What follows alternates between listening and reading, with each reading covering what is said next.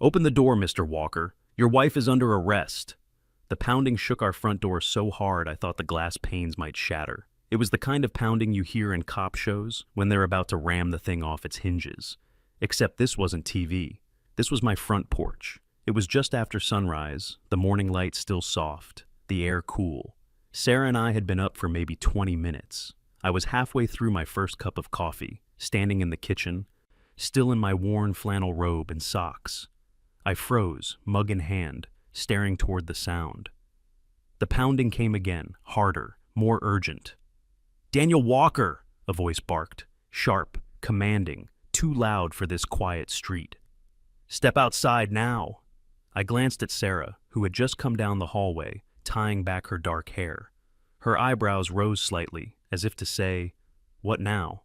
I set my coffee on the counter and moved toward the front door. Through the side window, I caught a flash of dark blue, uniforms of a sort, and movement. 4 men stood on my porch, broad-shouldered, wearing tactical pants, black boots, and dark navy shirts with big block letters stenciled across the back in white. HOA Inspector. HOA Inspector? I squinted. The shirts looked like they'd been ordered from one of those novelty uniform websites. Cheap polyester, shiny under the morning light. Still, the effect might have fooled someone half asleep or someone who didn't know better. They stood in formation, 2 in front, 2 behind, like they were trained for an entry. Sunglasses hid their eyes. One of them, the tallest, rested a hand on his hip where a sidearm hung. I opened the door just enough to keep the chain in place. "What's this about?" The tall man in front stepped forward, and my stomach tightened when I saw his face. Greg Morrison, my neighbor from across the street. Greg and I had exchanged a lot of words over the past year, some friendly, most not, but seeing him here dressed like a tactical officer was something new. He wore wraparound sunglasses even though the sun was barely up, a dark ball cap pulled low, and that smug little half smile that made you want to shut the door on him. "Step aside, sir," Greg said, his voice low and heavy with that false authority he loved to put on. "We have official reports of a code violation and a potential security breach. Your wife needs to come with us for questioning." I stared at him. "Questioning? By the HOA?" Greg's smirk widened, and he tilted his head just slightly toward the men behind him. "Neighborhood safety isn't a joke, Mr. Walker. Now get her out here. We can do this the easy way, or the hard way." Behind him, one of the so-called inspectors shifted his weight uncomfortably. Another glanced at the street, maybe to see if any of the neighbors were watching. The sun was creeping higher now, and I could see Mrs. Jenkins down the block peeking through her curtains. Footsteps sounded behind me. Sarah stepped into view, calm as ever. She was wearing her dark gray workout jacket, the one with the silver piping along the shoulders, and fitted black pants. She walked to my side, looking out at Greg and his crew. Greg straightened slightly. "Ma'am, you're coming with us. Now." Sarah's voice was steady. "Do you have a warrant?" That one word seemed to throw him off balance for a fraction of a second. What?" "A search warrant. An arrest warrant. Any legal documentation whatsoever." She tilted her head slightly, her tone polite but edged with steel. "Or, are you just out here playing dress-up this morning?" One of the inspectors coughed into his hand, clearly trying not to laugh. Another looked away, as if embarrassed to be there. Greg's jaw tightened. "I don't need a piece of paper to keep this neighborhood safe," he said, his fingers brushing the butt of the pistol strapped to his belt. The holster looked professional, but the gun... I'd seen enough real sidearms to know this one wasn't standard issue. Sarah didn't move. Her eyes stayed locked on his, and in that moment, I saw the shift. Her posture straightened almost imperceptibly, her shoulders squared. And that calm expression, the one I'd seen when she handled tense situations before, settled over her face. Greg had no idea he'd just walked into a fight he couldn't win. "Daniel," Sarah said without looking at me, "why don't you call the sheriff's office and ask for the duty sergeant? Tell them we have 4 men impersonating officers on our front porch." Greg's lips curled into something halfway between a sneer and a snarl. "You're making a big mistake." Sarah's voice was cool. "No, Greg, the mistake is yours." For a heartbeat, the only sound was the low hum of the neighbor's air conditioning unit. Then, from somewhere down the street, came the faint click of a camera shutter. Someone was taking pictures. I had no idea then that this would be the first domino in a chain of events that would tear open the quiet life we'd built and drag us both into something far bigger and far darker than a petty neighborhood dispute. 2 years earlier, the idea of a morning like that, men in fake uniforms pounding on our door, would have sounded absurd. Back then, Sarah and I were chasing something simple, peace and quiet.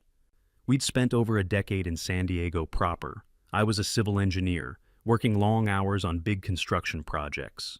Sarah, well, as far as anyone knew, she was a private security consultant. It was the kind of job description that satisfied curiosity without really answering anything. Our friends accepted it, our neighbors accepted it, and I never questioned it, at least not out loud. By our mid-40s, we were both worn down by the city, the noise, the traffic, the sense that we were constantly rushing from one thing to the next. Oakwood Heights seemed like a slice of what we'd been missing.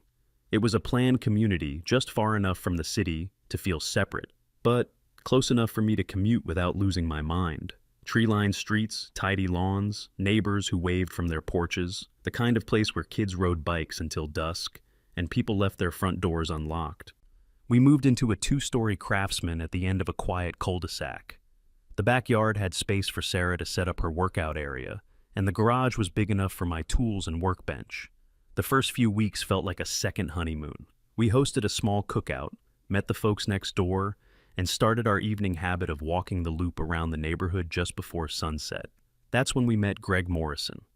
At the time, Greg was the picture of a friendly neighbor, tall, fit, mid to late 30s, with a clean-cut look and a ready smile. He told us he was both a local police officer and the neighborhood safety chair for the HOA. I didn't know if that was an official title, but he carried it like it was. In those early days, he was downright helpful. He came over our second week to help me fix a leaking water pipe in the garage. He complimented Sarah's backyard landscaping, said she had an eye for detail. He even invited us to a weekend barbecue where he introduced us to the rest of the block as the model couple. If Greg was in uniform, he'd wave from his driveway as we passed on our walks. His presence, and that black and white police cruiser parked out front, seemed to give the street an extra layer of security. Neighbors talked about how lucky we were to have real law enforcement living among us. For a while, it was exactly what we wanted: quiet, safe, predictable. The first sign of trouble came about a year in, when we decided to replace our old wooden fence. The boards were warped and splintering, and frankly, it was an eyesore. We wanted something sturdier, something that would give Sarah more privacy for her work, which, in my mind, was still just security consulting. After checking the city ordinances, getting the property lines surveyed, and pulling all the necessary permits, we hired a contractor to put in a 6-foot wrought iron fence. We were well within our legal rights. City code allowed fences up to 8 feet. But the day the work started, Greg's behavior shifted. The waves stopped. The friendly conversations evaporated. He started appearing in his front yard, arms crossed, watching the crew work. His wife, Linda, began hurrying past us on her dog walks, avoiding eye contact. One evening, Greg came to our door. He was wearing a dark polo with a little badge-shaped patch on the chest. Not quite a police uniform, but close enough to signal authority. "Mike," he said, he always called me Mike for some reason, "would you consider lowering that fence to 4 feet? It's blocking my view of the street from my kitchen window." I told him politely that we valued our privacy, especially since Sarah often worked from home and handled sensitive calls. "I understand," he said, his smile tightening. "But as a representative of the HOA, I think we should prioritize community harmony over individual preferences." It was the first time he had mentioned his HOA role like it carried real power. Up until then, I'd assumed neighborhood safety chair meant planning the block party and maybe coordinating Halloween decorations. I remember closing the door after he left and feeling a small, uneasy knot in my stomach. At the time, I told myself it was nothing, just a neighbor with a strong opinion. But in hindsight, that was the moment the foundation started to crack, the first hint that beneath Greg's polished, helpful exterior was something harder, colder, and a whole lot more dangerous. It didn't take long for that uneasy knot in my stomach to prove itself. Less than a week after Greg's visit, I found an envelope in our mailbox that made my heart sink. Heavy paper, embossed law firm letterhead, the kind of thing you don't ignore. Inside was a formal notice. Per the bylaws of the Oakwood Heights Homeowners Association, the fence currently under construction at your properties is in violation of community aesthetic standards. Failure to comply with HOA directives will result in fines of $500 per day, effective 30 days from the date of this notice. I read it twice, the legalese crawling like ants across my vision. Sarah was in the backyard when I showed it to her, mid-workout.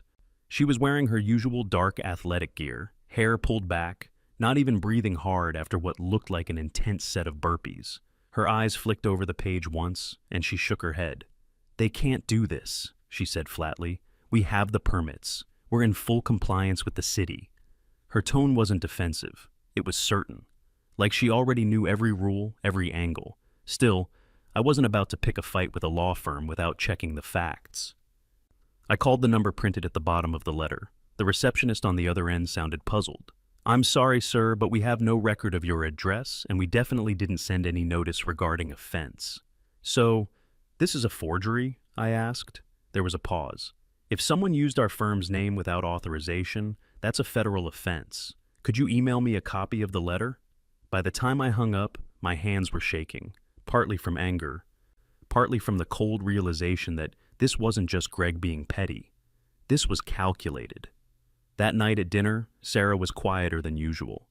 She'd step outside between bites to take phone calls, speaking in a low tone I couldn't quite catch. I asked if it was work-related. She gave a tight smile. "Just complicated," she said.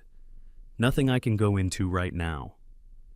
Over the next week, the neighborhood's mood toward us began to shift. People who used to wave now crossed the street. Mrs. Patterson from 2 doors down, who had once brought over homemade cookies, wouldn't meet my eyes. Then the notes started showing up, slipped under our windshield wipers, taped to the mailbox, tucked into our front door frame. They were polite, almost syrupy in tone. "We'd appreciate it if you'd work with the community for everyone's benefit." One was less polite. "Outsiders don't understand how good neighborhoods operate. Different handwriting each time, different paper, but the message was the same." Sarah noticed, of course. She noticed everything. She started spending more time in the backyard, on the phone, speaking in what I can only describe as tactical language. Not military jargon exactly, but deliberate terms I'd never heard her use before. I began seeing her differently. Little things that had always been there, but I'd never connected. How she'd automatically choose the seat in a restaurant with a clear view of all the exits. How her movements were always economical, efficient. How she could size up a stranger in under 2 seconds. Greg, meanwhile, wasn't just content to spread rumors. He escalated. One Saturday afternoon, he organized what he called an emergency HOA meeting right on the sidewalk in front of our house. Nearly 20 neighbors showed up. Greg had a freshly printed sign propped against his folding chair. "Neighborhood Security Chairman."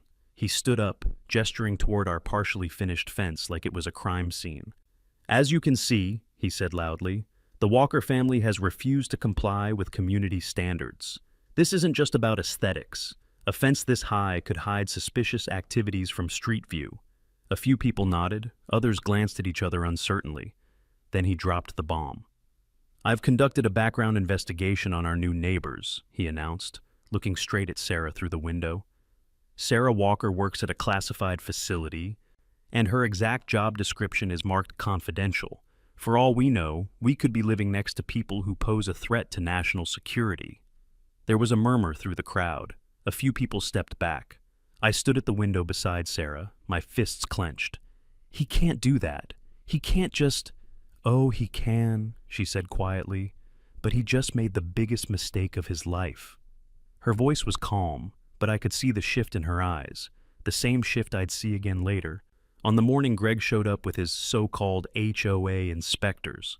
Back then, though, I still didn't fully understand who I was married to, or how prepared she was for what was coming next.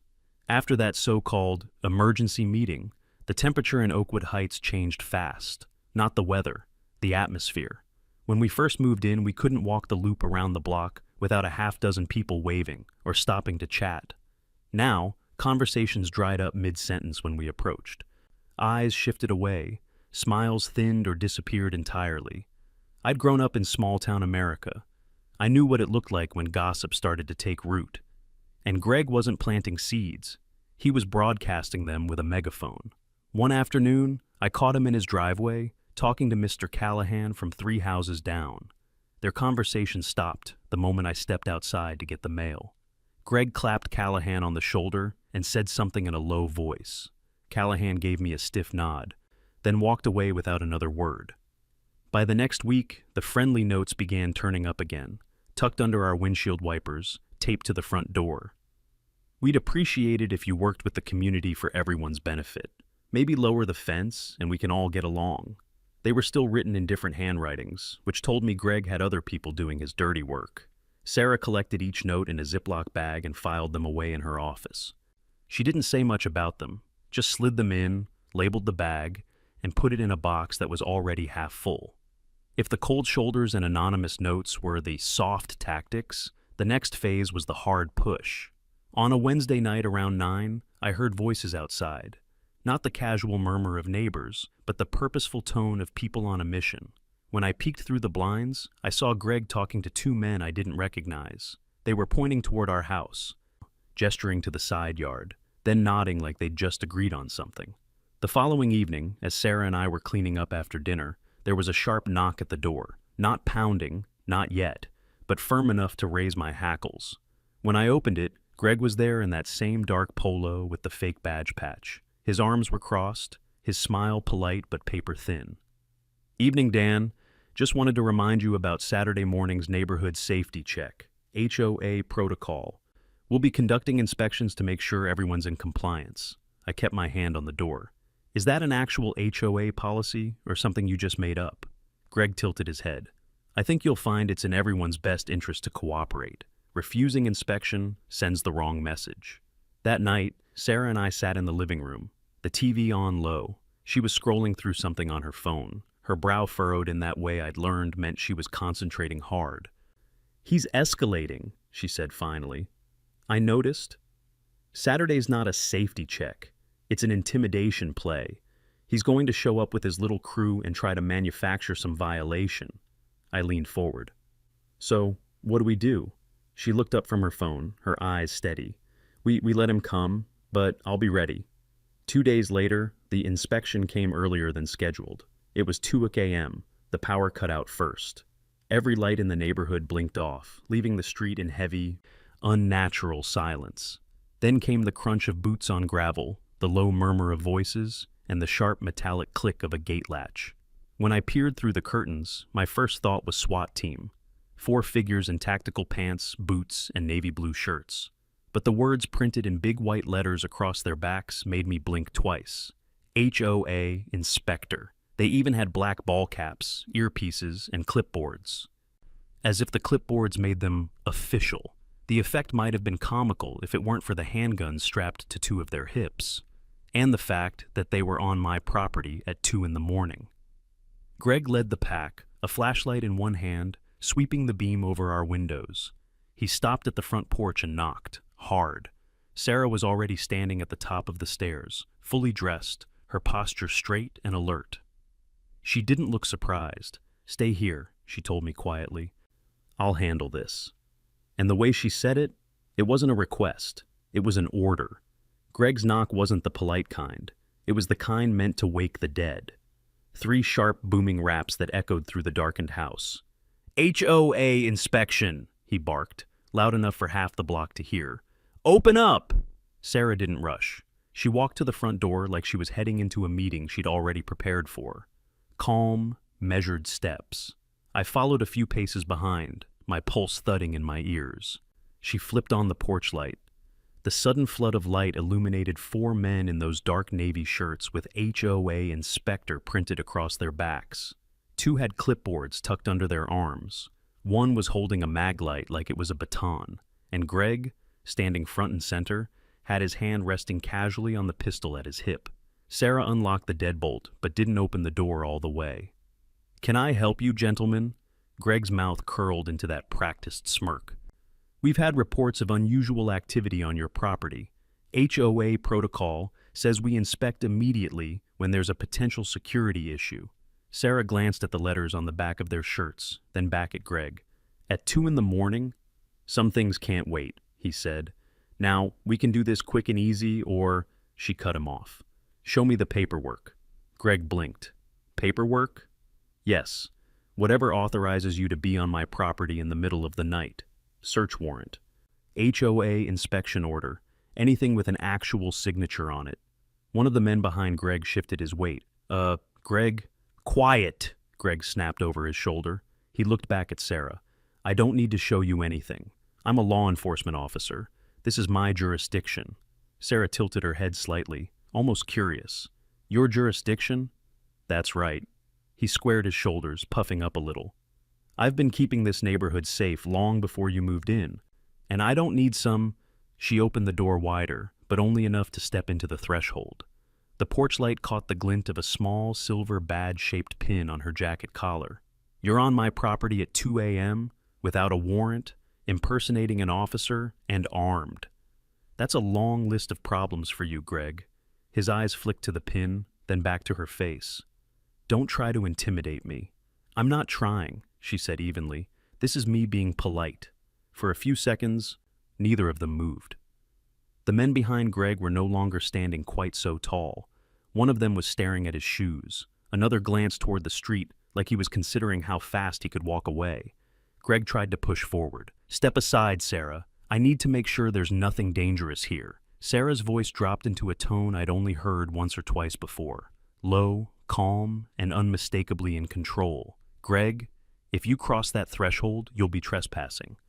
And you'll be leaving here in the back of a real police cruiser. His jaw clenched.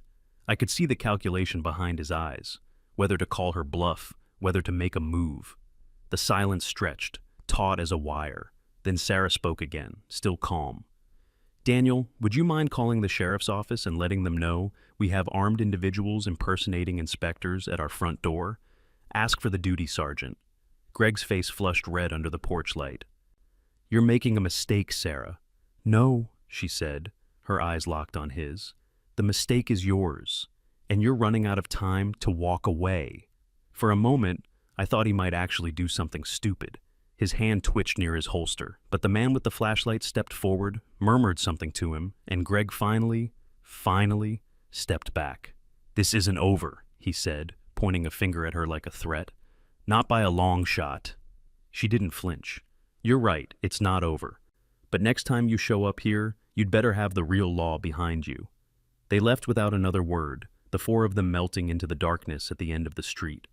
The power flickered back on 5 minutes later. I closed the door, locked it, and turned to Sarah.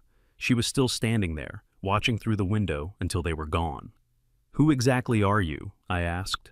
She didn't answer, not yet, but I knew that answer was coming.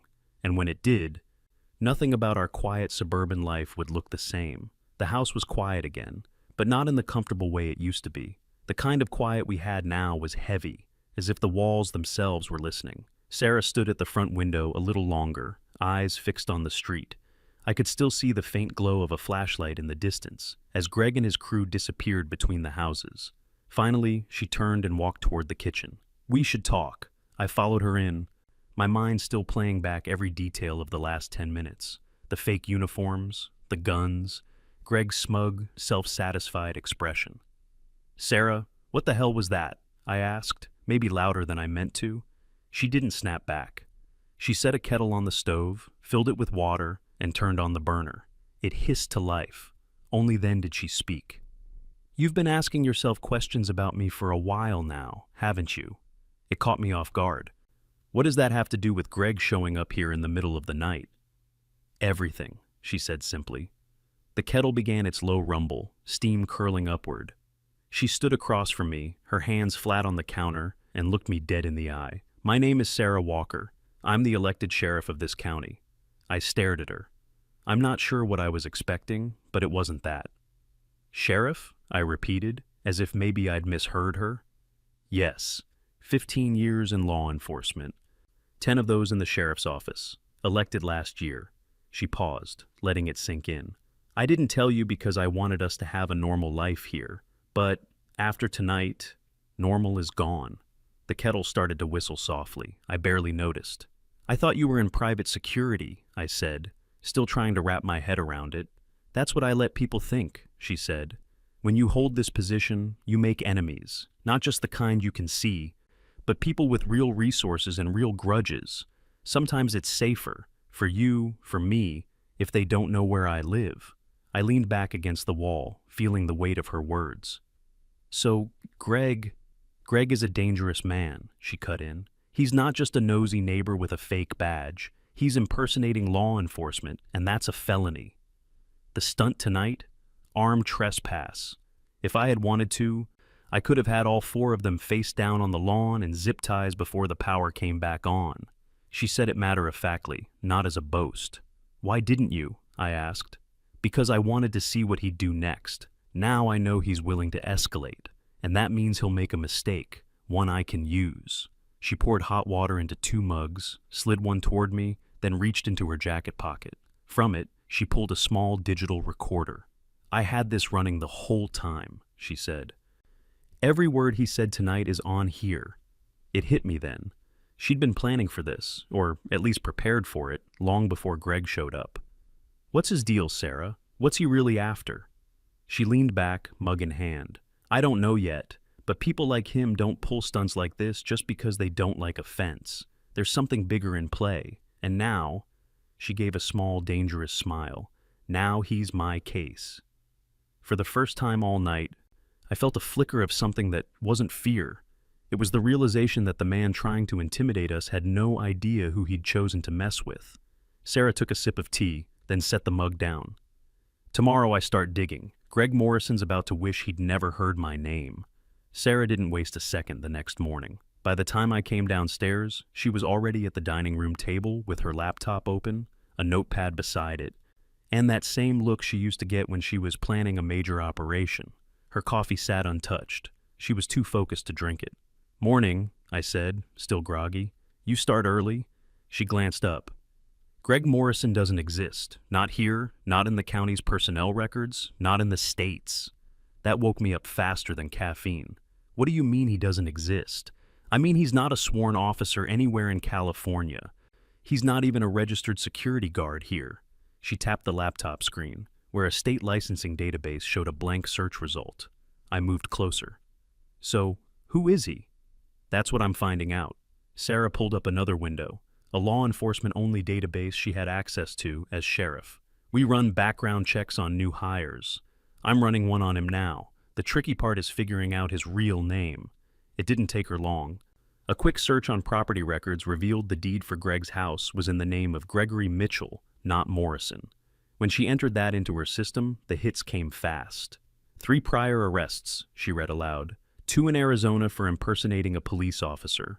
1 in Nevada for harassment.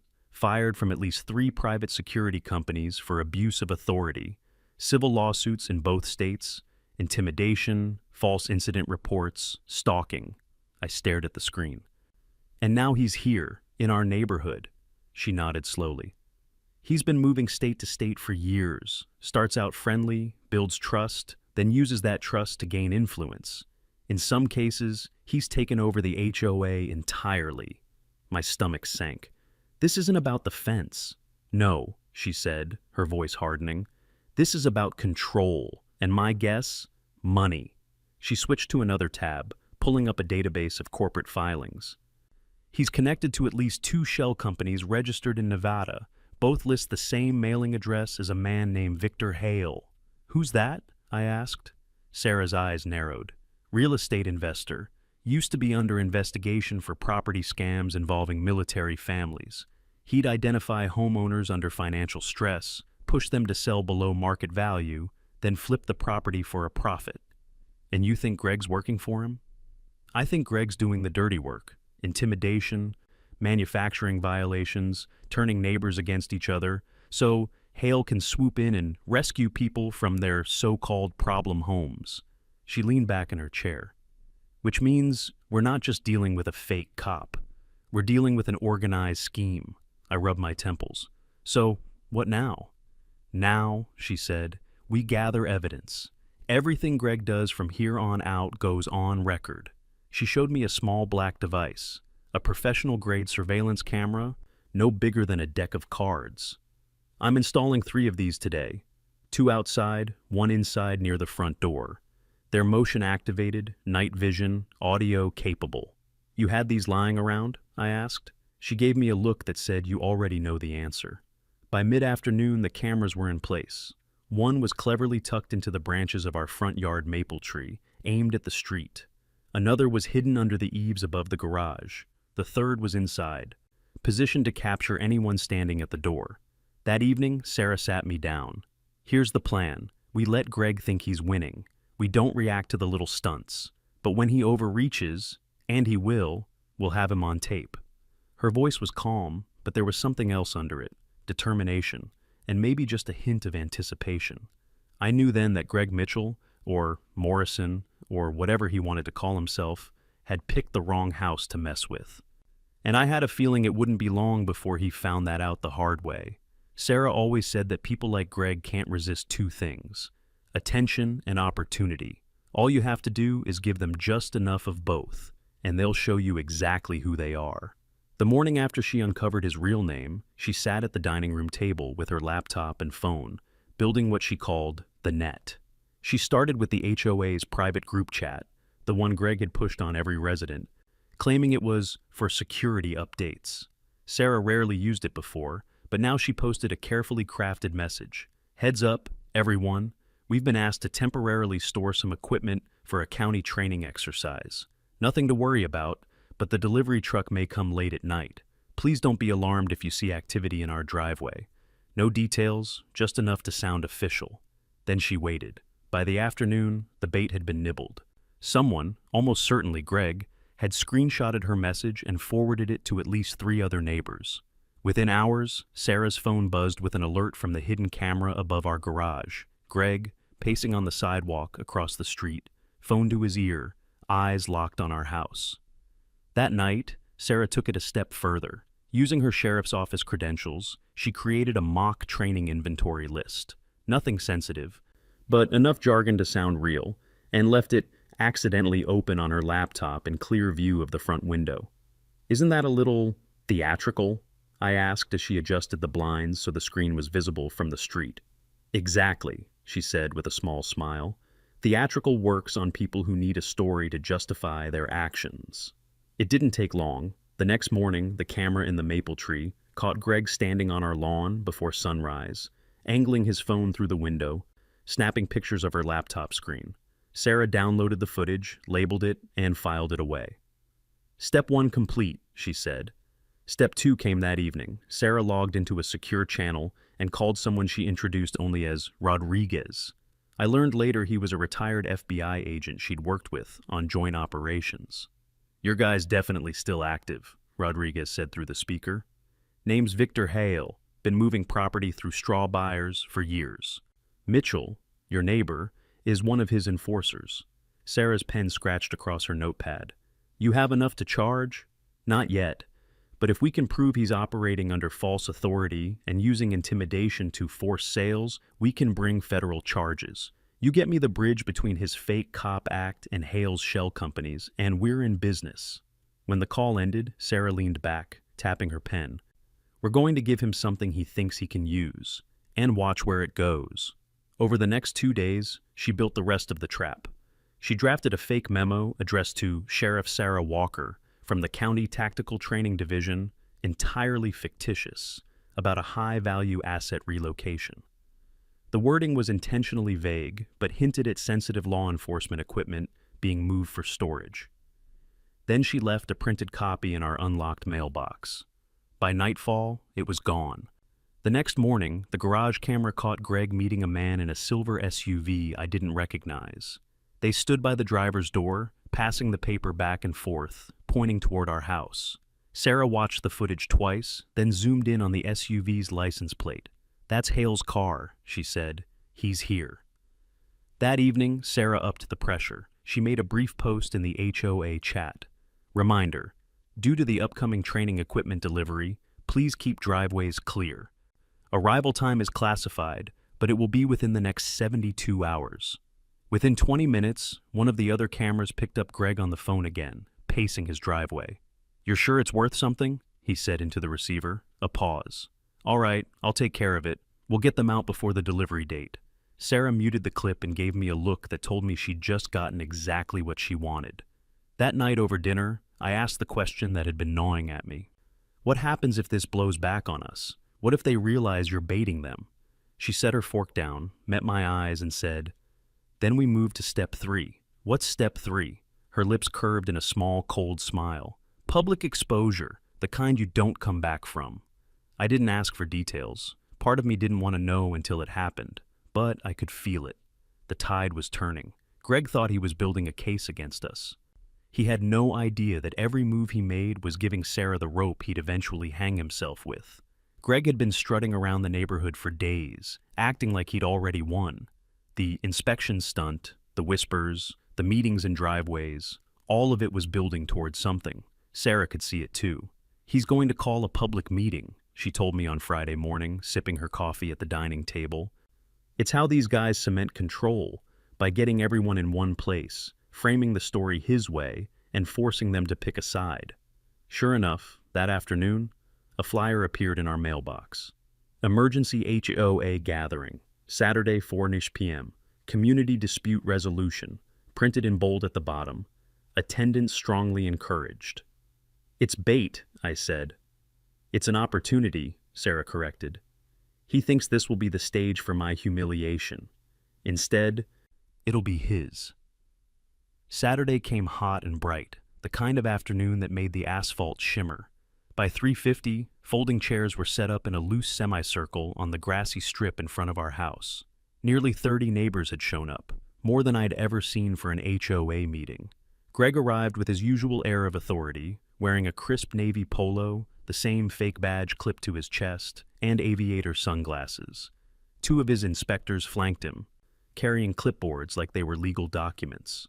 "Thank you all for coming," he began, his voice pitched to Carrie. "We're here today because certain residents have refused to comply with community standards. This isn't personal. It's about protecting the safety and appearance of Oakwood Heights." He turned toward our fence like it was Exhibit A in a trial. 6 feet tall, iron bars. It blocks sight lines from the street. It creates blind spots.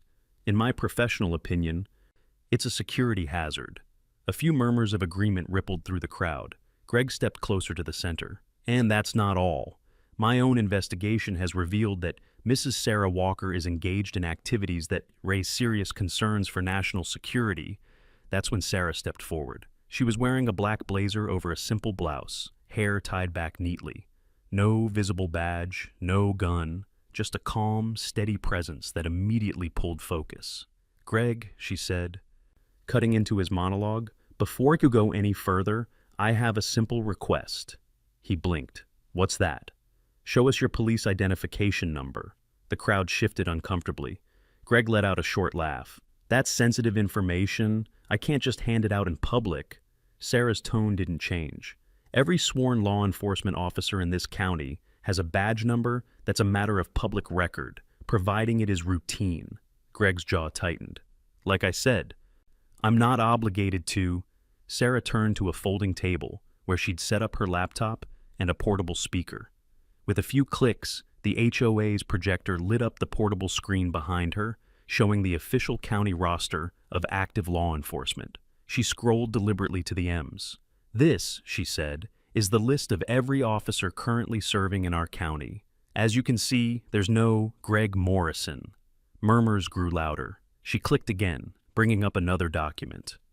"Here's a receipt for a fake police badge purchased from an online costume supplier, shipped to 742 Elmwood Drive. Greg's address, 8 months ago." Greg's face flushed. That's fabricated." Sarah didn't raise her voice, but her next words cut through the noise. "Is this fabricated too?"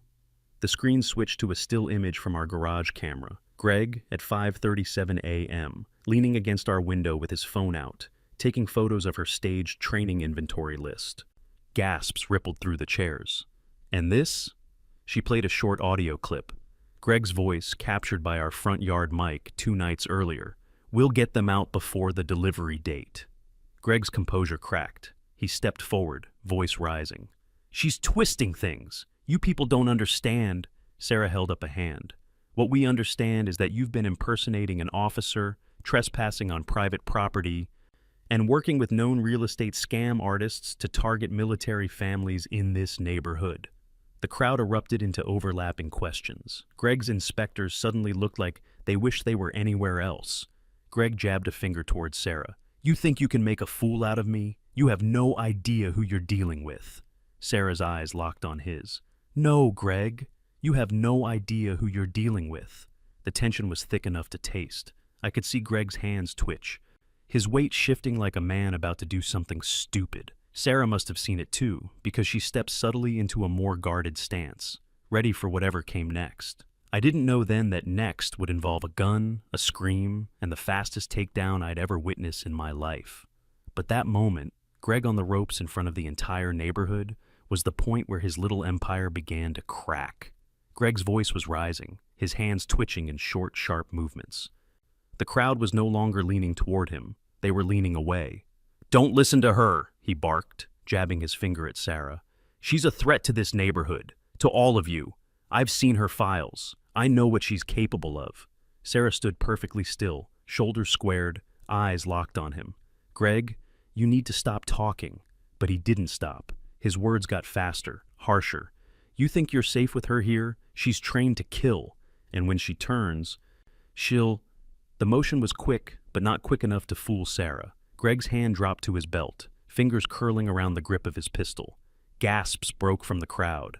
A woman screamed. Folding chairs scraped against the pavement as people scrambled backward. Gun! Someone yelled. Everything seemed to slow in that instant. Greg yanked the weapon free, leveling it towards Sarah with both hands. His voice was shaking now, not from fear, but from rage. Everyone shut up. Listen to me. Sarah didn't move, not backward, not sideways. Her hands stayed visible, calm at her sides. Her voice came low, steady, and somehow louder than his shouting. Greg, you just made the worst mistake of your life. I knew that tone. It wasn't bravado, it was a verdict. She took one small step forward.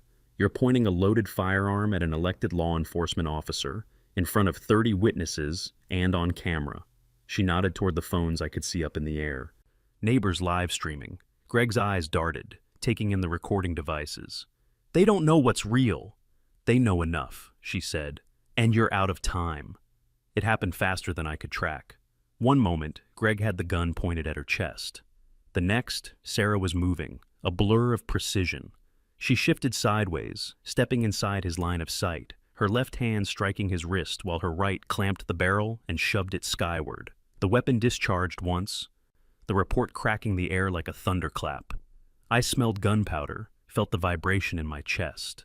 Before anyone could scream again, Sarah had twisted the gun from his hand, stepped behind him, and hooked his arm into a lock that dropped him to his knees.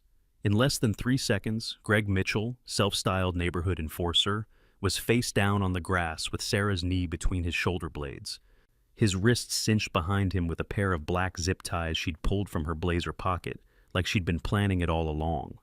The crowd stood frozen, silent except for the heavy breathing of a few people who'd backed into each other during the scramble. Sarah's voice rang out, clear and firm.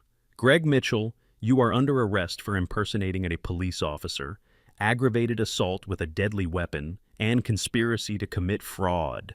Someone started clapping. It spread, hesitant at first, then louder. The tension cracked, replaced with something else. Relief, admiration, even awe. Greg twisted under her hold, his face red, spitting curses. You think this is over? You have no idea how deep this goes. Sarah didn't respond. She kept her weight steady on him, eyes scanning the perimeter like she expected trouble from somewhere else.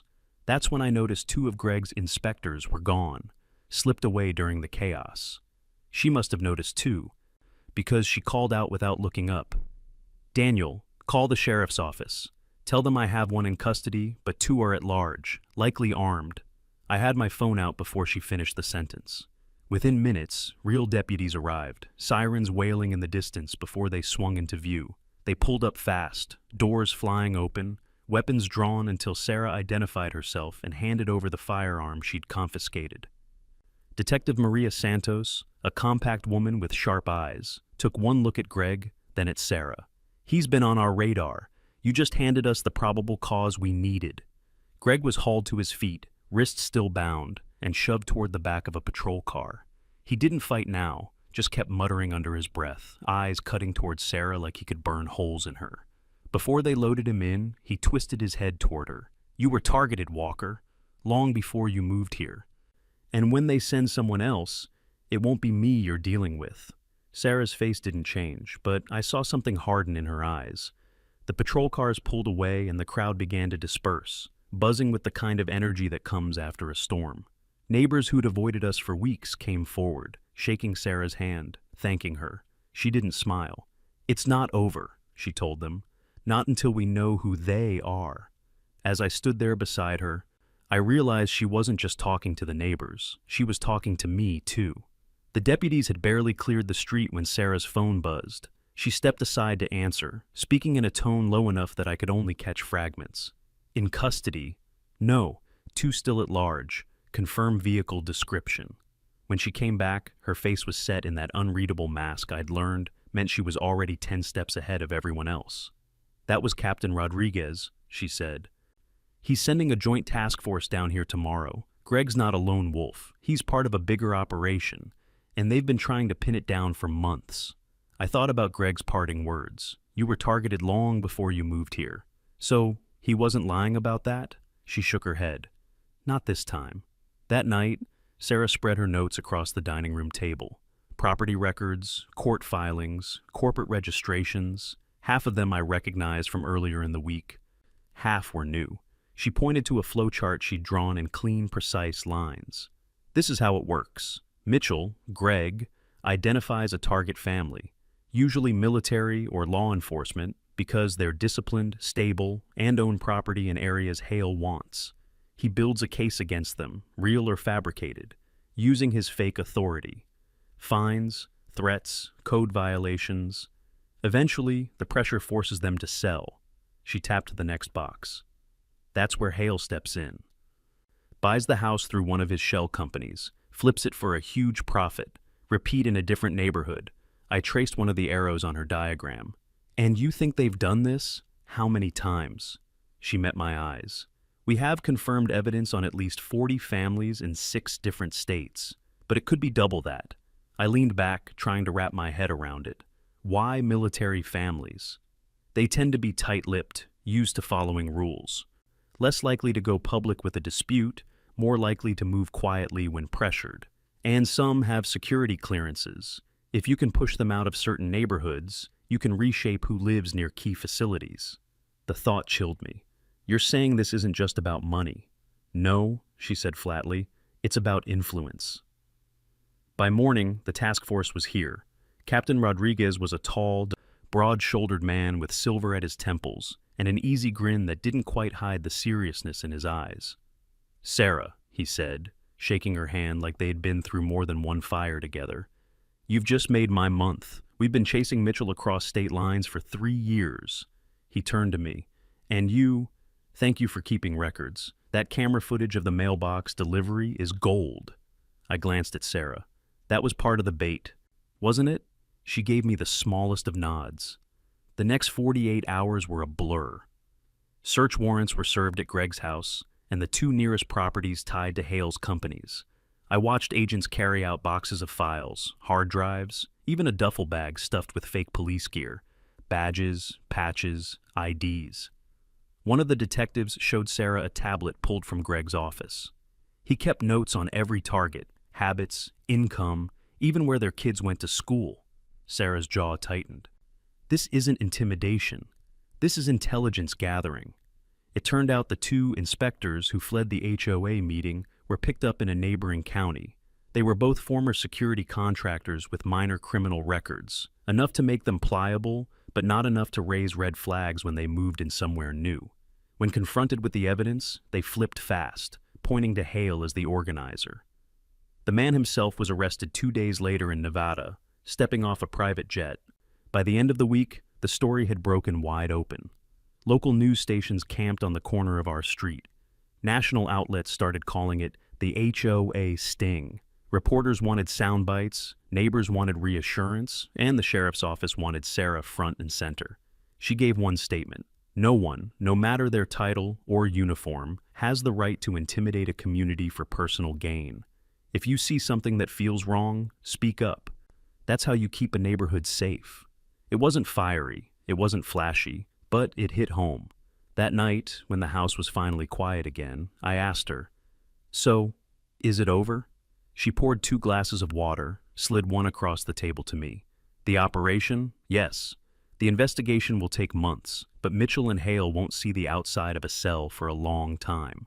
"And the other thing?" I asked. She looked up. "What other thing?" "The part where Greg said we were targeted long before we moved here." She didn't answer right away. When she did, her voice was softer. "That's what keeps me up. If this was just about the fence, he never would have pushed so hard. Somebody wanted us gone specifically." I thought about asking who she thought it was, but from the look on her face, I knew she didn't have an answer yet. Or maybe she had one she didn't want to share. 6 weeks after Greg Mitchell was led away in handcuffs, Oakwood Heights felt like a different place. The sharp edge of tension that had hung in the air for months was gone. People waved at each other again, stopped to chat at mailboxes, and let their kids play outside without glancing nervously up the street. The HOA board, now actually functional, met in the community center instead of on front lawns. They had a rotating leadership system, open financial records, and one unshakable rule: no one could hold a position with security in the title without a legitimate law enforcement background and verifiable credentials. It wasn't just a rule, it was a scar turned into armor. Sarah didn't take a leadership role, despite multiple nominations. "Real leadership is about empowering people, not holding power over them," she told the crowd at the first reformed HOA meeting. The line got a standing ovation and later, printed on the flyers for our first Unity Day barbecue. She did, however, agree to teach a monthly community safety class. The first one drew 20 people, the second, 40. By the third month, we had to move it to the high school gym. It wasn't just self-defense. She taught how to read a situation, how to tell when someone's flashing fake authority, how to document suspicious behavior so law enforcement could actually act on it. And she made it clear, don't be paranoid, but don't be passive. The kids adored her. At Unity Day, they clustered around her like she was a superhero in jeans and a ball cap. One little boy asked if she could teach him the move where you make the bad guy's arm bend backward. She laughed, promised to show him a safer version, and then made him demonstrate the call for help technique she taught every child. Yell loud, name the threat, describe it. Watching her work the crowd, I realized something. Greg had picked the wrong target, but the right neighbor. She didn't just end his scheme, she'd strengthened the entire community. One evening, as we sat on the porch, watching the sunset over our still-standing 6-foot fence, I asked, "Do you ever regret showing them who you really are?" She took a slow sip of her tea, looked out at the street. "There are times when secrets need to be kept," she said. "But there are also times when the truth is the safest thing you can give people." Her eyes drifted toward the playground, where a bronze plaque now hung on the new slide, paid for with funds recovered from Greg's property sales, in honor of those who stand up for truth and protect the place we call home. Life began to settle again, but there were reminders, subtle ones, that the bigger fight wasn't over, like the time we got a postcard with no return address. On the front, a picture of a quiet suburban street in Virginia. On the back, just one sentence: "You stopped one of them. There are more." Sarah didn't tell the neighbors about it. She just filed it in a folder in her locked desk, then called Rodriguez on a secure line. Or the night I woke to find her sitting at the kitchen table, lit only by the glow of her laptop, scrolling through a spreadsheet of names and addresses I didn't recognize. When I asked, she smiled faintly and said, "Just keeping track, still." For the people on our block, the story had an ending, and it was a happy one. We had our peace back. The fence that started it all was now just part of the landscape, not a point of contention. The HOA worked for us, not against us. And neighbors who'd been strangers before the trouble were now friends who brought over pies, swapped holiday lights, and watched each other's pets. It was almost normal. Almost. One Saturday morning in early fall, I was planting bulbs along the walkway when a white van rolled slowly past. Nothing unusual, delivery vans were common, but I noticed the driver glance at our house a little too long. Sarah, standing in the doorway, noticed too. She didn't wave, she didn't frown. She just watched until the van turned the corner, then stepped back inside and locked the door. "Something?" I asked when I came in. "Probably nothing," she said. Then, after a pause, "But I'll keep an eye on it." That was the thing about living with Sarah. Even when the street was quiet, she knew silence could be the part right before the next storm. The next HOA meeting was in 2 days. She was on the oversight committee now, and I knew she'd go. She'd sit in the back, listening, scanning, making sure no one ever got the chance to wear a fake badge in Oakwood Heights again. Because Sarah Walker, the woman Greg Mitchell thought he could intimidate, wasn't just my wife. She was the sheriff of this county, sworn to protect it. And I'd learned something over these past months. When she sets her mind to defending her people, she doesn't just win. She changes the battlefield. And maybe, just maybe, that's why the quiet here felt less like an ending and more like the start of something bigger.